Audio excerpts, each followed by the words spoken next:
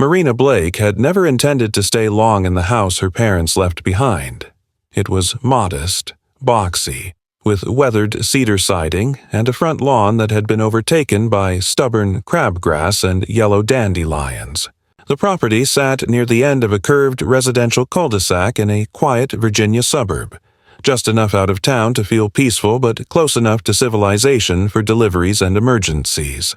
After her father passed 6 months prior, Marina, working full-time in logistics from her Brooklyn apartment, came down mostly to handle paperwork, cancel utilities, and prepare the house for market. But something about the slow rhythm of the place, the familiar creak of the back porch, the way the light slanted through the kitchen window in the late afternoons, kept her from leaving as quickly as she had planned. And now, 2 months in, she was still here, typing emails in the mornings and tending to the yard in the afternoons with a quiet sort of discipline. She wasn't sentimental, but there was a certain satisfaction in reclaiming the space with her own hands. It was during one of those quiet afternoons in early spring when the incident happened. Marina was crouched low near the northern fence line, wearing old jeans and a long-sleeved shirt she didn't care about, gloved hands buried deep in the soil. She had just cleared out a patch of invasive ivy tangled along the edge of the property, near where the Blake land met the bordering lot of the Howell family. The Howells had been her parents' neighbors for over 30 years, though Marina couldn't remember more than a handful of brief interactions with them. Now the property belonged to Roger and Karen Howell, retired in their late 60s, both wide-bodied and tan from years of gardening and porch sitting. Marina had seen Karen more often than Roger. She was always outside, clipping hedges that didn't need clipping, speaking to delivery drivers like she owned the street, rearranging the lawn gnomes that lined the edge of her rock garden. They hadn't spoken yet, beyond a curt wave or two, but Marina had already picked up the tone. That tone. The one that said, "I run things around here." On that particular Tuesday, Marina had been working on removing a row of half-buried bricks she suspected were part of an old garden border. The ground was soft, recently damp from rain, and she had just worked a rusted trowel under a large root when she heard it, the sudden, unmistakable sound of a car approaching slowly behind her. She looked up and saw the black and white paint job of a county patrol vehicle, pulling in without sirens but with measured intent. The 2 officers stepped out slowly, hands at their belts but not on their weapons, giving off the air of practiced calm. One of them, a tall man with a receding hairline and sunglasses perched on his head, greeted her politely. "Ma'am, we had a report of some suspicious activity on this property. Can we talk for a minute?" Marina blinked, confused, still holding her garden spade. She stood slowly, brushing dirt off her gloves, trying to make sense of what was happening. "This is my property," she said, wiping sweat from her forehead. "I'm doing some landscaping. What exactly was reported?" The officers exchanged a glance. Neighbors said there was digging on or near their land and that it might involve removing property markers. Said they were concerned someone was attempting to alter the boundary. Marina let out a short breath, somewhere between amusement and disbelief. She gestured at the patch of dirt. "I'm pulling weeds and clearing brush. The original boundary markers haven't even been touched. You can walk over and see for yourself." They did. They took a brief walk around the area she'd been working on, made a few quiet notes, then nodded. "All right, nothing illegal here," one of them said. "Just doing our due diligence. Sorry for the interruption." Before they left, though, the taller one paused, lowering his sunglasses. "Just a heads up. This isn't the first time your neighbors called in a complaint like this.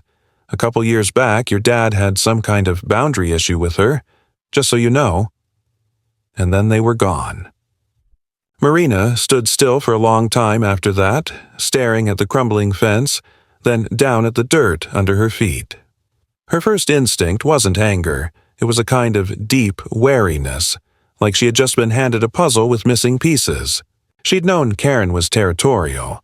Anyone could see that from the way she patrolled her azaleas like a security guard, but calling the police over some hand-weeding? That was different. That was calculated. Later that evening, Marina looked through her father's old files in the hallway closet. Stacked beneath dusty tax forms and decades of maintenance receipts, she found a survey map from 15 years ago. It had been stamped and notarized, filed properly with the county, and it marked the Blake property line with clean, unwavering precision. She compared it against what she'd seen in the yard and immediately noticed the discrepancy. The fence that currently divided their lots sat nearly 6 feet inside her legal boundary, which meant the strip of grass Karen had landscaped with hostas and solar lights, the extra stretch of gravel where she sometimes parked her second car, and the creeping vines along the wooden gate, those all belonged legally to Marina.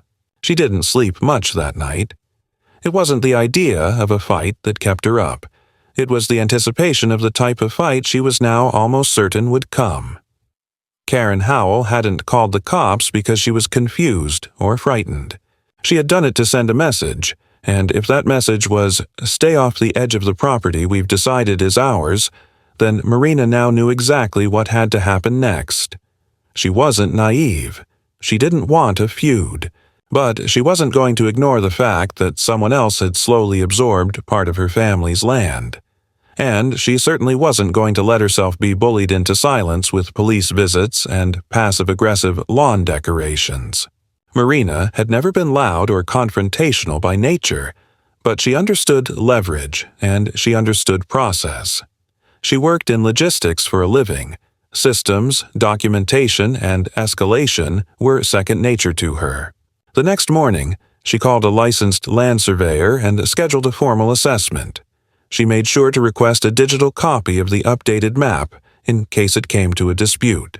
Then she contacted a local contractor to ask about the cost of installing temporary barriers, or perhaps even a trench if necessary, pending confirmation of the boundary.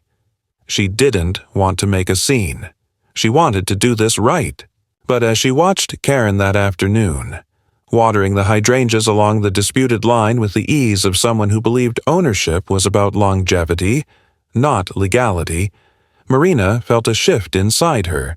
She had come here to tie up loose ends and sell. Now she wasn't so sure. Sometimes places wrap around you again, not because you planned it, but because someone tried to push you out. And if Karen Howell was about to turn this street into a battleground of boundaries and control, then Marina had just decided she wasn't leaving until the lines were drawn properly and respected, even if that meant digging them herself. The surveyor arrived on a Thursday afternoon, a quiet man in his early 50s named Clay Burton who spoke in precise terms and moved like someone used to working unnoticed. He didn't ask many questions, just confirmed Marina's identity, reviewed the existing documentation she'd emailed ahead of time, and set to work with the methodical calm of someone who had seen these kinds of disputes more times than he could count. He worked alone for 3 hours, dragging a tripod-mounted laser level across the lawn, tapping wooden stakes into place, and checking coordinates with a GPS tool that looked more like military equipment than something you'd use in suburbia. Marina watched from her kitchen window, not wanting to hover, but alert, careful. Every time she saw him step near the Howell border, she expected Karen to come charging out like a bull from behind her porch columns. But for some reason, she didn't. By early evening, Clay returned to her doorstep with a printed layout and a subtle frown. He explained what she already suspected, but now had in black and white. The Howell property had encroached, without legal right, onto 1.5 meters of her land. It wasn't massive, but it wasn't trivial either, especially considering how that strip gave them an advantage with their garage access and side driveway. Clay pointed to a section where a row of decorative hostas lined a gravel path. "Technically, all this falls within your boundary," he said. "This whole side was pulled inward decades ago, probably just for convenience when the original fence fell. No permits, no revision to the plat. It was never legally theirs." Marina thanked him and paid his invoice on the spot, tucking the documents into a manila folder she labeled in thick red pen. Boundary. Legal.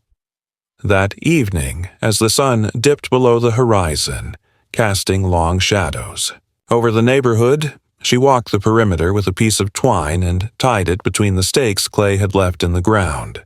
A visual marker, not a threat, just a quiet line drawn in space, nothing more than a suggestion, at least for now. The reaction was immediate. At 6:30 a.m., the next morning, Marina was sipping her first cup of coffee when she heard the unmistakable metallic clink of something being struck in the yard. She stepped outside barefoot and saw Karen Howell, still in her bathrobe, using the heel of a garden hoe to knock over one of the survey stakes. She didn't say anything, just locked eyes with Marina, mouth tight, then turned and walked back to her property without a word. The message was clear. Challenge received. Marina didn't engage. She took out her phone, photographed the flattened stake, and made a note to report the interference later if needed.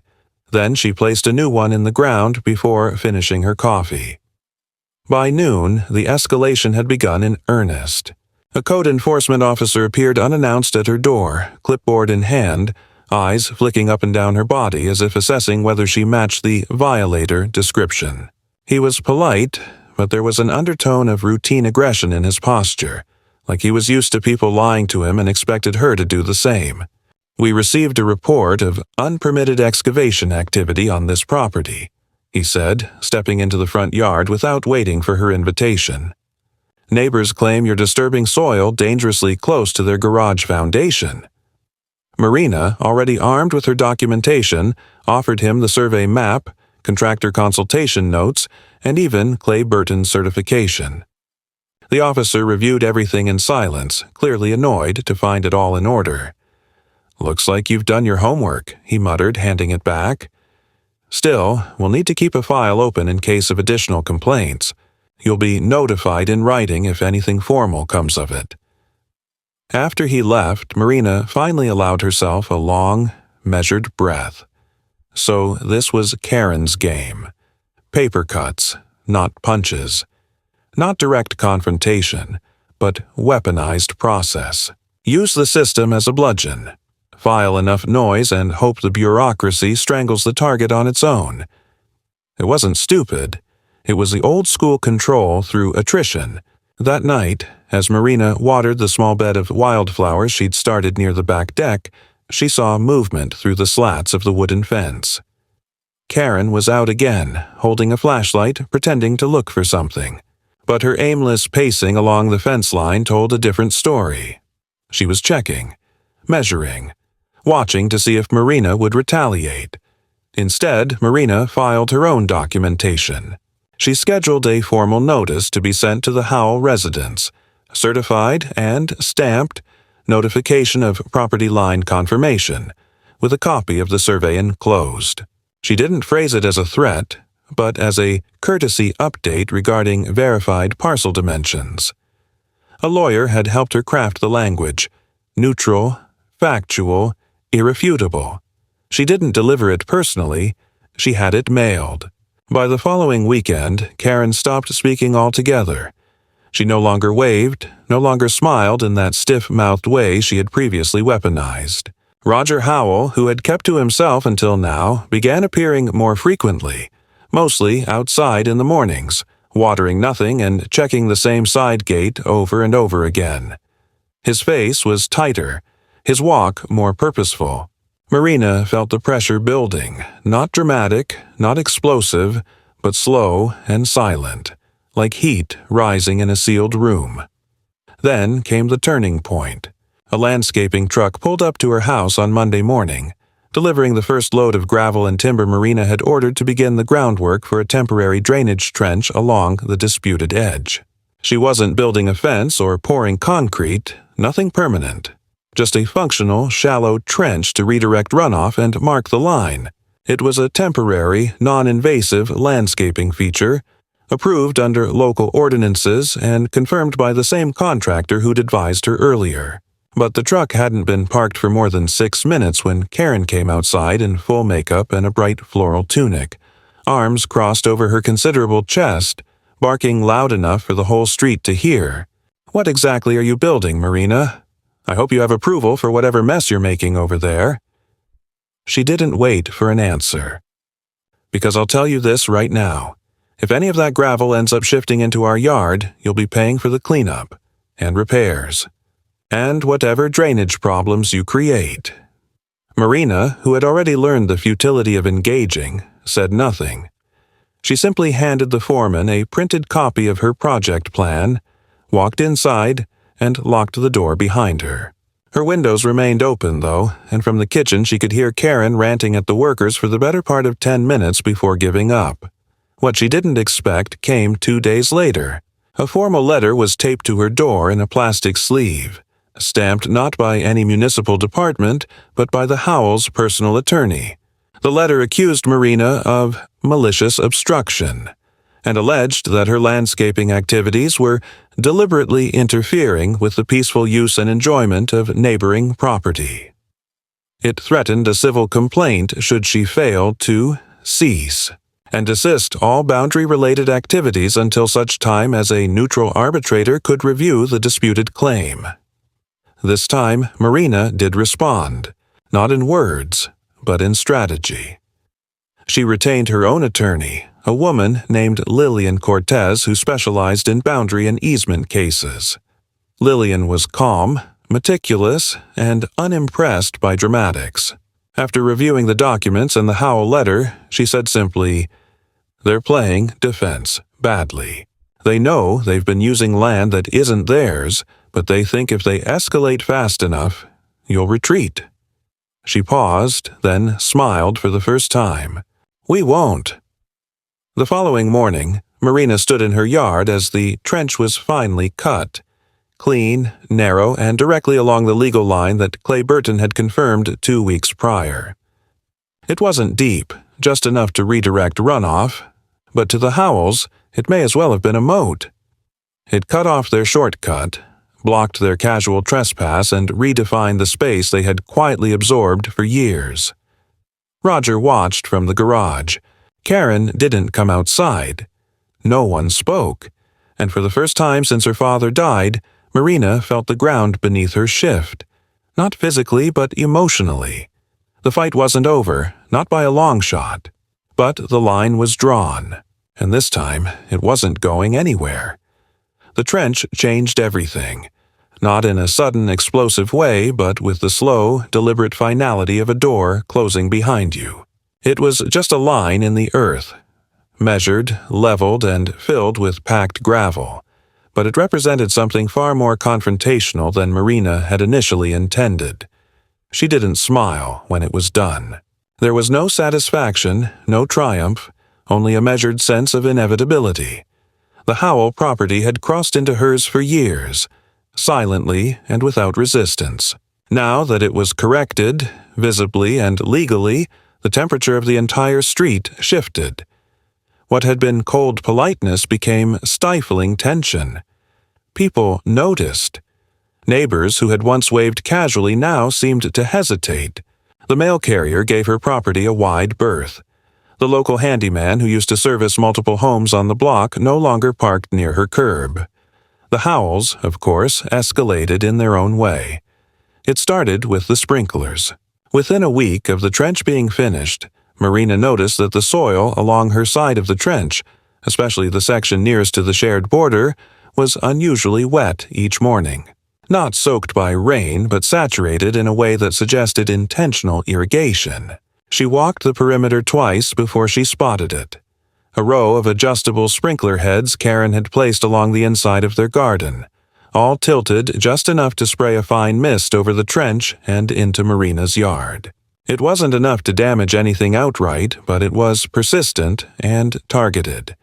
The message was clear: if you cut us off, we'll find ways to bleed the edges. Marina didn't react publicly. She took photos of the sprinklers, documented the patterns, and added them to the growing folder she now kept both physically and digitally, labeled Encroachment and Harassment. She consulted her attorney, Lillian, who advised against confronting the neighbors directly. "Let them continue," she said. "Every move they make gives us leverage. Courts don't like petty warfare, but they do like patterns, and you're building a strong one." But Karen wasn't done. That weekend, Marina came outside to find her compost bins overturned, the contents dumped along the side of the house. At first, she thought it might have been an animal. Raccoons weren't rare in this part of the county, but there were no signs of claw marks, no scattered debris or torn bags, just the methodical flipping of the lids and the deliberate placement of rotting material on her footpath. Still, she couldn't prove anything. There were no cameras on that side of the house yet. So, again, she documented. She cleaned it up, took photographs, and added it to the file. Then came the subtle manipulation of the neighborhood itself. Karen began hosting what she called garden mornings, informal gatherings with the other longtime residents on the block. These were usually harmless: coffee, small talk of zoning updates and flower varieties, but now they included not-so-subtle references to entitled newcomers and people who don't understand how things work around here. Marina didn't attend, of course, but she heard the echoes from neighbors who spoke with hesitancy, clearly caught in the middle. Some stopped making eye contact. Others lingered longer on the sidewalk in front of her property, whispering behind sunglasses. One woman even told her nervously, "I don't know what really happened, but Karen says you're trying to tear up their yard to build some kind of barrier wall, that you're planning to sell and leave the street worse than you found it." That accusation struck Marina as both laughable and dangerous. She wasn't planning to sell, not anymore, and the idea of a barrier wall was pure invention. Still, it showed her exactly how the Howells were maneuvering, not through legal avenues, but by reshaping public perception. If they could make her the villain, make her seem aggressive and unreasonable, then any legitimate complaint she raised would be colored by suspicion. It was smart and ugly. So she adjusted. She installed motion-activated lights along the trench. She had security cameras mounted discreetly on the corners of her house, with fields of view that just happened to include the Howell property line. She posted no signs, made no announcements, and said nothing to Karen. But now, every inch of the disputed area was monitored, every interaction recorded. It wasn't paranoia, it was self-defense. But the Howells had one more card to play. On a windy Wednesday afternoon, Marina came home to find a large, hand-delivered envelope stuck into the gap of her storm door. Inside was a notice, not from the county but from a local property consultant firm representing the Howells. It claimed that a recent drainage alteration on Marina's property had caused erosion and soil displacement, affecting the Howell Driveway Foundation. The language was measured but accusatory, laced with legal terms and vague threats. They requested a formal engineering inspection and warned that if she failed to respond within 10 business days, they would pursue remediation at her expense. The letter was signed by a consultant she didn't recognize but CC'd their attorney. Marina stared at the paper for a long time. The trench hadn't altered drainage, it had improved it. That much was obvious even to a layperson. But the implication wasn't about erosion, it was about pressure. This wasn't about water, it was about forcing her into a legal corner. If they could get her to respond defensively, admit any fault, or even appear unsure, it would reset the balance of power. They weren't trying to win. They were trying to make her flinch. But she didn't flinch. She made 3 calls. First, to Lillian, who drafted a formal response refusing the claims, demanding evidence, and offering a third-party engineering inspection, at the Howells' cost. Second, to the county zoning office, requesting a site review to confirm the trench's legality and integrity. Third, to a local environmental engineer, just in case this turned into something larger. She wasn't going to wait to be outmaneuvered. She was going to stay 5 moves ahead. The engineer visited 3 days later.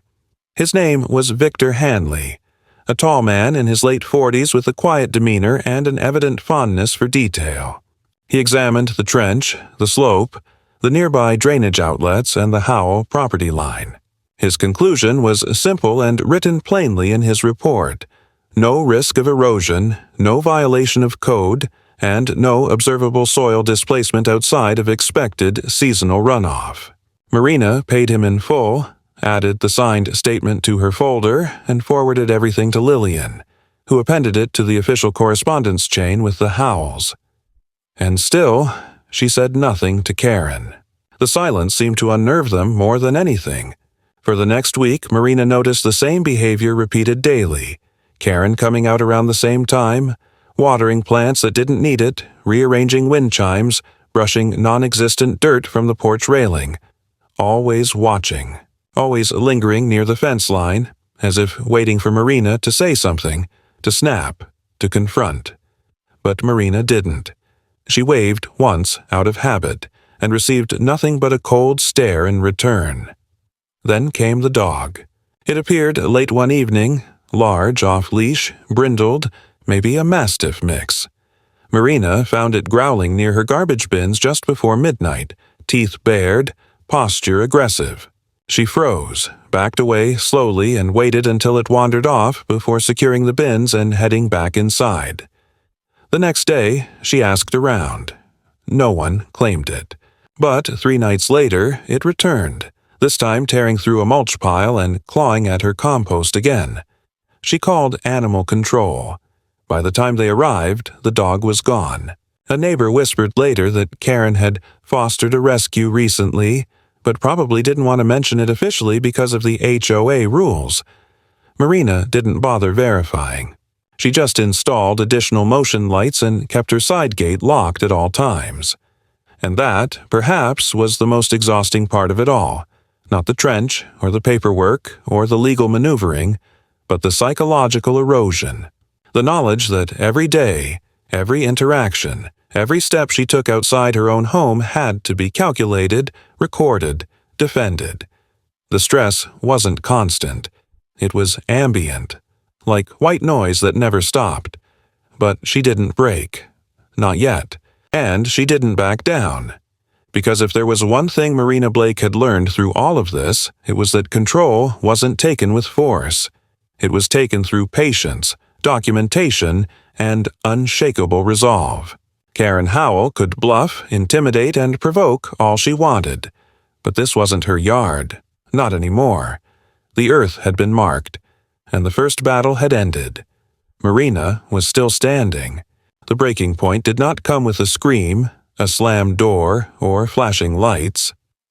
It arrived in silence with an envelope slipped into Marina's mailbox bearing a letterhead she didn't recognize and a tone that made her skin crawl. The paper was thick, almost smug in its weight, and the content was worse than anticipated. The Howells had filed a formal claim, not through the court yet, but through a private mediation service, asserting that Marina's trench constituted an unauthorized boundary barrier and that it had, quote, disrupted the long-standing informal access arrangement between properties that had been in effect since 1993. In short, they were attempting to codify their use of the disputed land as precedent, as if history itself could grant them ownership. The mediator, a man named Stuart Ashwell, requested both parties to meet in neutral territory at a community legal center the following Thursday.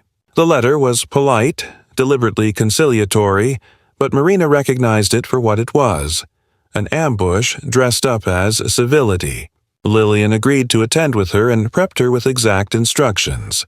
What to bring, what to say, what not to say under any circumstance. They'll frame this as a neighborly misunderstanding, she warned, because they know they don't have legal footing. Don't let them lure you into any agreement, verbal or written, that acknowledges their use of your land as valid. You're not here to compromise, you're here to stand firm. The mediation room was pale blue, over-air-conditioned and painfully sterile. Stuart, the mediator, greeted them with the kind of false warmth Marina had grown to recognize in professionals who valued neutrality above truth. Karen and Roger were already seated at the far end of the long rectangular table. Karen wore a navy blouse, her hair pulled back tightly, her face stretched into a mask of patient condescension. Roger looked tired, thinner than before, his hands folded too tightly in front of him. Stuart opened the meeting with a summary of the dispute. We're here to discuss a contested use of side property that has, until recently, served as a point of casual access and community cooperation." Marina almost laughed. Community cooperation? It wasn't cooperation when one side never consented. It wasn't shared use when the other side never acknowledged it. But she said nothing. She kept her expression unreadable, her back straight. Karen spoke first, as expected. She painted a picture of history. Decades of neighborly courtesy, the previous owners never raising issue, the natural flow of daily life shaped around an invisible understanding. "It's not about the line," she said sweetly. "It's about trust. About the fact that we've used that strip of land for nearly 30 years, parked our vehicles there, built gardens that thrived, and now, suddenly, it's a trench and cameras and lawyers." She glanced at Marina with faux sadness. "We didn't deserve that." Lillian responded with brutal clarity. She presented the original property survey, the new confirmed measurements, photos of the encroachment, and copies of the county's own zoning maps. She reminded Stewart and the Howells that a history of misuse did not constitute ownership, and that her client had acted within every legal right to protect and manage her property. "There is no recorded easement," Lillian said firmly. "There is no written agreement. There was never a lease, a grant, or a shared maintenance plan.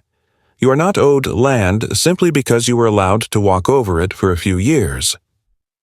The room was silent for a moment. Then Karen leaned forward, her voice lower, more venomous now. "You don't know how this street works," she said.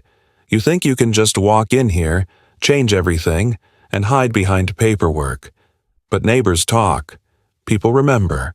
And once you poison that well, you don't get to drink from it again." Marina didn't flinch. She met Karen's gaze and said simply, "I'm not here to drink. I'm here to live in peace, and I'm not leaving." The meeting ended with no agreement. Stewart recommended further review, but Lillian was already drafting a statement of refusal. Marina left the building in silence, the sun harsh against the concrete steps. As she sat in the passenger seat of Lillian's car, she felt a strange mix of clarity and exhaustion. The midpoint had come. Not the end of the battle, but the moment the battlefield became visible in full.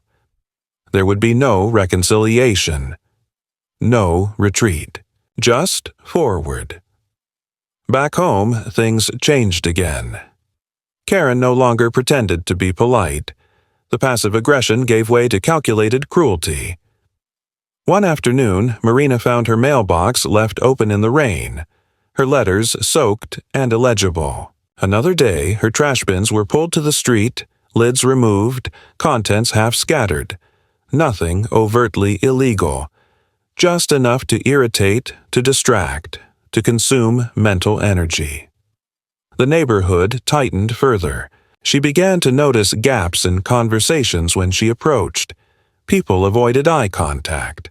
An older man across the street, whom she had once exchanged cheerful hellos with, now kept his back turned when she watered her garden. And yet, despite all this, she remained steady. She doubled down on maintaining the property. She repainted the porch, mulched the beds, replaced the back fence with taller, cleaner panels. She made the space hers in every visible way. If the Howells wanted to turn public opinion, Marina would answer not with noise, but with presence. Unapologetic, grounded presence. She installed a second layer of gravel in the trench, this time edged with cedar borders, flush with the lawn, cleanly maintained. Not a barricade, not a wall, just a clear, beautiful line. The kind of line you notice not because it demands attention, but because it doesn't need to. And then came the letter from the county. Folded neatly, signed in blue ink, confirming what she already knew. The trench, the drainage, the fence, all compliant. No violations, no further review necessary. She pinned it to the corkboard in her hallway next to the survey and the photos and the contractor invoices. A small, quiet victory. But she knew better than to celebrate. Because Karen Howell didn't see boundaries, she saw opportunities, and Marina was finally learning how to close every last one. There was a subtle shift after the failed mediation, not in the law, which had always been on Marina's side, but in the atmosphere around her. It felt like the moment before a thunderstorm when everything slows, when the air itself thickens with anticipation. The neighborhood, once merely tense, grew watchful and restrained. Marina knew the Howells wouldn't stop. Their behavior had never been about confusion or misunderstanding. It was about dominance, entitlement to space they didn't own, to attention they hadn't earned. And now that legal channels had failed to cow her, she suspected they'd turn to less official tactics. It started with noise. Karen, who until now had prided herself on maintaining a refined quiet in the neighborhood, suddenly found a passion for outdoor projects that required power tools. Early morning leaf blowers aimed directly at Marina's fence, chainsaws running without pause, carving wood that never seemed to become anything. At one point, someone drilled into concrete for 3 days straight, though no construction appeared afterward. On paper, it was legal. In practice, it was targeted harassment. Marina documented the noise levels, even logged hours and dates, but she didn't react. That silence, more than anything, seemed to drive Karen mad. Then came the petitions. An envelope arrived at Marina's doorstep, unsigned but typed neatly. It was a copy of a letter supposedly circulated among the neighbors, urging the preservation of harmony and citing Marina as a disruptive presence, whose combative legal actions had upset a long-standing communal order. She recognized the language. It reeked of Karen's backhanded phrasing. The petition was filled with generalities, veiled slander with no specific accusations, just innuendo strong enough to sway the uninformed. Marina noticed a few familiar names among the signatures. That hurt more than she expected. People who had once waved, chatted about the weather, or commented on her flowers were now aligning themselves quietly behind Karen's narrative. Lillian, ever direct, advised her not to engage with the petition. It's not a legal document. It's propaganda. If they try to use it in court, we'll shred it in 5 minutes. But in the court of public opinion, it does damage. Just hold steady. But Marina wasn't interested in playing defense anymore. She began to prepare something larger, not a public statement, but a full legal countermeasure. While the petition gathered whispers, Karen advanced on another front. Property value. She hired an inspector and had an appraiser come out under the pretense of selling her home. The appraiser lingered near Marina's side of the property, taking detailed notes, asking questions she wasn't supposed to hear. Within a week, Marina received a certified letter accusing her of negatively affecting the aesthetic consistency of the block. The claims were ridiculous. Unmanicured grass near the trench, visible drainage lines, unusual exterior lighting, fixtures, all within code, all documented as intentional, permitted modifications. Still, the point wasn't to win. It was to wear her down. But Marina had planned for this. She responded through Lillian with full documentation, photographs taken weekly, certified inspection reports, and a counterclaim of coordinated harassment. She didn't just defend herself. She accused them, officially, with dates, logs, records. She used Karen's favorite tactic, paper, and turned it into a shield sharpened into a blade. Then the real escalation came. Marina came home one afternoon to find a small pile of broken glass near her back gate. Not a shattered bottle. Not a random accident. Window pane glass, cut in irregular triangles, some still with caulk residue along the edges, deliberately placed. She froze, instinctively stepping back. It was too close to her walkway, too central to be a coincidence. She took pictures. She called the police. The officer who arrived was professional, if non-committal. "It's hard to prove intent," he said, "but you were right to report it. I'll log it as suspicious activity." He took the photos, bagged one of the shards for evidence. But he didn't say what Marina already knew, that nothing would come of it unless someone confessed. So she changed her approach. She didn't threaten. She reinforced. That same week, she installed motion-triggered floodlights at every vulnerable point on her property, calibrated to activate at even the smallest motion. Not blinding, not over the top, just enough to make any midnight wanderer painfully visible. She updated her security cameras to stream directly to cloud storage and set up alerts on her phone. She had motion logs now, backed up in 3 locations. The next person who stepped on her land without cause wouldn't be met with a confrontation. They'd be met with evidence, admissible and time-stamped. Then Karen made her boldest move yet. On a Sunday morning, just after 9, a man in uniform arrived at Marina's door. Not police, but a private contractor with a clipboard and a vest labeled Infrastructure Services. He claimed he was there to assess utility easement access issues related to recent modifications on the Howell property. Marina, now trained to smell manipulation the way some people smell gas leaks, asked for identification. He fumbled. The ID had no state seal, no department title, just a company logo that didn't match any official registry. She called Lillian from the porch, put the man on speaker. "Do not let him onto the property," Lillian instructed sharply. "Take his picture, his license plate, and ask him to leave. We'll follow up with the city."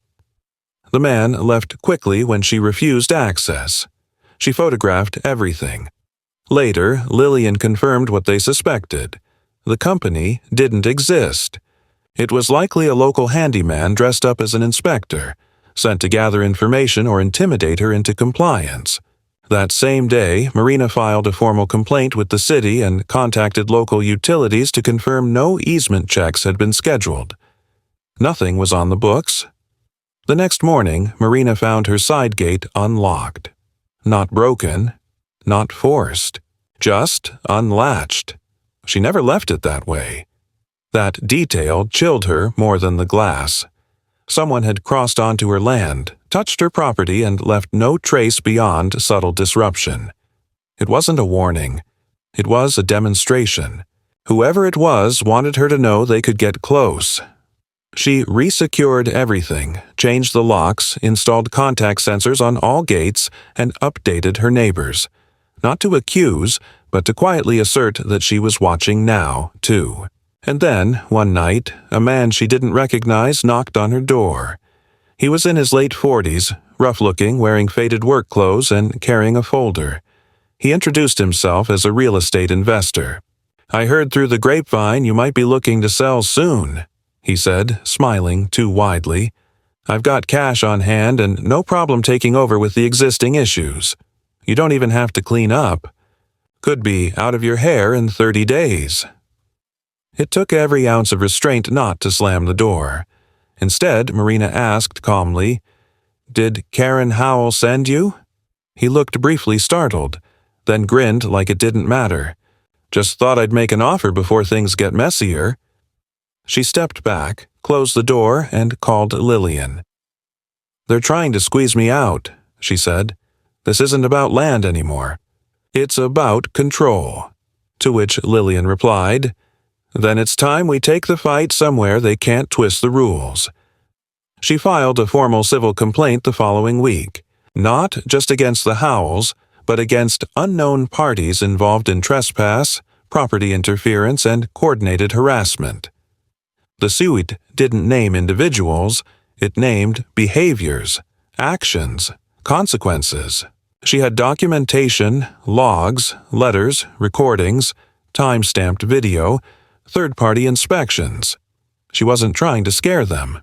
She was building the case that would end them. Karen, of course, responded with disbelief. Another round of feigned confusion and victimhood, but Marina had stopped listening to her words. She was focused on her own, and now they were being read aloud in court. The second escalation was no longer about fences or flowers. It was about drawing blood without ever raising your voice. And Marina Blake had learned exactly how to do it. The hearing wasn't scheduled to be dramatic. It was a civil matter, an evidentiary review before a county-level judge, and the courthouse itself was unremarkable. Gray stone, flickering fluorescents, the kind of place where bureaucracy had hardened into routine. But Marina knew the stakes were anything but ordinary. She arrived early with Lillian, her folder thick with months of printed proof, survey maps, dated photographs, certified reports, contractor receipts, correspondence logs, and still-frame images from her security system.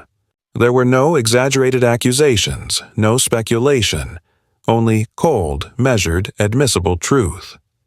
The Howells, on the other hand, arrived with a different kind of confidence. Karen wore a pale pink blouse and walked as if on a red carpet, offering nods and smiles as if she were greeting guests at her garden club, not defending herself in a boundary violation case. Roger, tight-lipped and grayer than before, carried a briefcase he never opened. Their attorney, a fast-talking man in an ill-fitting suit, came armed with charm but little substance. He opened with a speech about community, how the neighborhood was built on unspoken understandings, long-standing routines, and a shared sense of cooperation that had been shattered by abrupt, unilateral action. He spoke of tradition, not law. Marina sat motionless, her hands clasped in her lap, watching without blinking. Lillian waited patiently, not interrupting, not reacting, only occasionally jotting notes. When it was her turn, she didn't offer rebuttals in kind. She opened with the deed, the plat, and the confirmed survey. She displayed high-resolution images of the trench and the encroachments that had preceded it. She presented the correspondence from the Howells, laced with veiled threats and self-incriminating language. She showed the petition circulated with misleading claims. She played a 30-second security clip, dated, time-stamped, of a figure resembling Karen pushing a garbage cart and dumping it on Marina's mulch pile.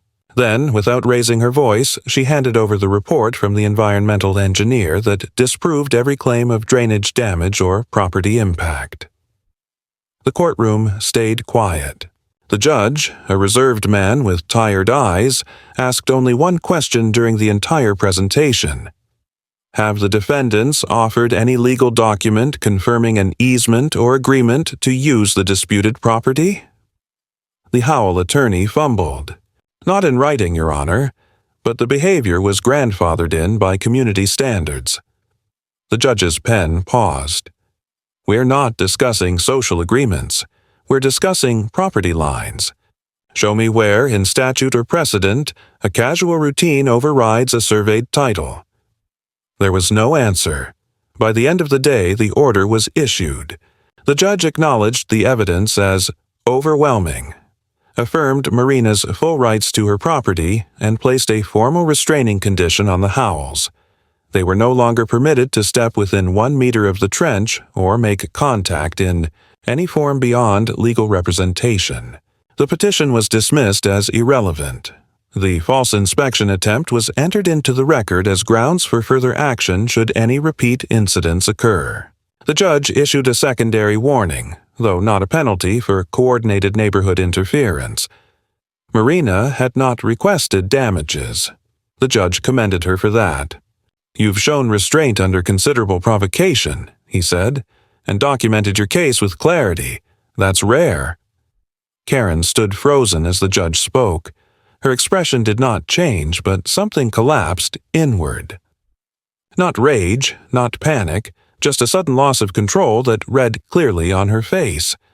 Her lawyer patted her arm, whispered something. Roger stared at the floor.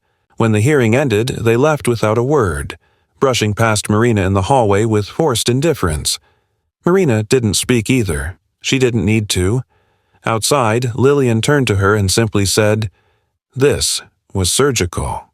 You gave them no room to argue, and the court saw it. You didn't just win. You erased their leverage. But the real moment came 2 days later. Marina was home reviewing shipment schedules on her laptop when she heard the low grind of tires on gravel. She looked out the window and saw a moving truck pulling up to the Howell driveway. No neighbors stood by. No one offered help. Within hours, boxes were loaded into the truck. By late afternoon, Karen emerged from her house, not in floral print but in plain clothes, her hair loose for the first time Marina had ever seen. She didn't glance toward Marina's property. She kept her eyes on the concrete. Roger walked behind her, head down, carrying a small potted plant. When the door closed, it didn't slam. It clicked. Soft. Final. The next day, the listing sign went up. The house was going on the market. The lawn was trimmed, the windows cleaned, the fence painted over. A new family would move in eventually, unaware of the battle that had taken place along the edge of the property. But the trench remained. Not as a scar, as a boundary, defined, measured, untouchable. That night, Marina walked the length of it in silence, tracing the line with her eyes, not her hands. She didn't feel vindictive or victorious. She felt steady, still. There had been no great confrontation, no screaming matches or police calls caught on camera. What she'd done hadn't made noise. It had made permanence. And in that silence, she had finally reclaimed something that had been slipping away since the moment the first stake was kicked out of the soil. She had reclaimed the ground beneath her feet. The weeks that followed passed without incident. No knocks on the door, no letters in the mailbox, no mysterious visitors or sudden complaints. The tension that had once wrapped itself around Marina's days like a wire pulled tight had finally begun to release. It didn't happen all at once. There was no clean snap, no celebratory moment. It was slower than that, like the gradual exhale after holding your breath too long. One day, she simply realized she hadn't glanced toward the Howell house in hours. Then it became days. Then she stopped thinking about them entirely. The new owners arrived quietly. An older couple from out of state, kind and reserved, with no children and no interest in how things used to be. They kept to themselves, replaced the cracked shutters, and asked Marina for recommendations on local. Painters. There were no loaded questions, no passive commentary, just polite small talk and a mutual respect for privacy. On the morning they moved in, Marina left a small handwritten note on their porch, welcoming them and attaching a copy of the most recent survey map with a simple message. For your records. Should save you future headaches. She received a thank you card a week later, along with a plate of homemade scones and a line that stood out in tidy cursive. We're glad to be here, and even gladder to have you next door. But the real transformation wasn't in the neighborhood. It was in how Marina occupied her space. Where once she had hesitated to plant, to build, to settle, always anticipating the next complaint, the next intrusion, she now moved with quiet certainty. She rebuilt the back fence, not taller or thicker, just straighter, more precise. She laid fresh soil along the trench and planted native grasses that grew in dense, tangled clumps. Beautiful, functional, and impossible to cross without leaving evidence. She didn't need a wall. She needed a reminder. Not for them. For herself. Inside the house, she cleared the hallway corkboard. She kept the documents, of course, every letter, every photo, every official stamp, but she boxed them, labeled the file neatly, and stored it on the highest shelf of her office closet. Not to forget, but to archive. The case was closed. There would be no sequels, no lingering disputes to drag her back into courtroom shadows. What had begun as a summer visit had evolved into permanence, not through nostalgia, but through conflict, the kind that forced you to decide what you were willing to defend and what you were willing to endure. She began inviting people over again. Quiet dinners with old colleagues, friends from her old city who had always said they'd visit someday. Someday had arrived. She grilled on the back patio, lit citronella candles in mason jars, and let the breeze carry laughter through the yard where tension had once lived. She stopped listening for footsteps near the side gate. She no longer checked the cameras every morning. The sensors still functioned, the lights still flashed if triggered, but now they served not as warnings, but as quiet affirmations of the boundaries she had restored. One evening, just as the last of the daylight faded, Marina sat alone on the porch with a glass of iced tea and looked across the line. The grasses waved slightly in the breeze. The lights from the new neighbor's kitchen glowed warmly but didn't spill over. She thought about everything that had happened. The police visit, the surveyor, the trench, the glass, the court, the silence. And she understood something that had eluded her at the start.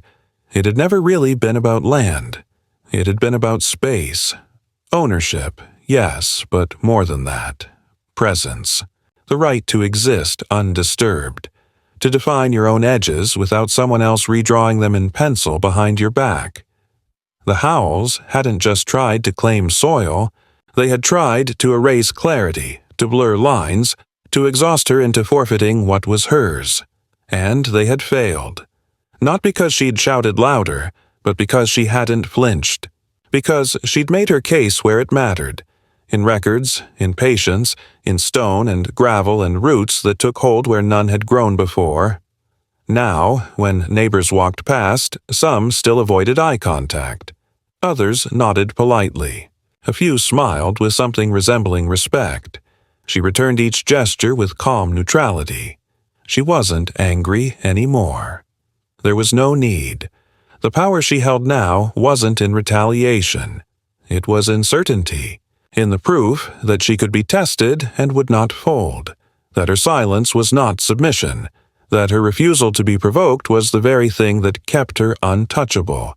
And, in that silence, her home had changed.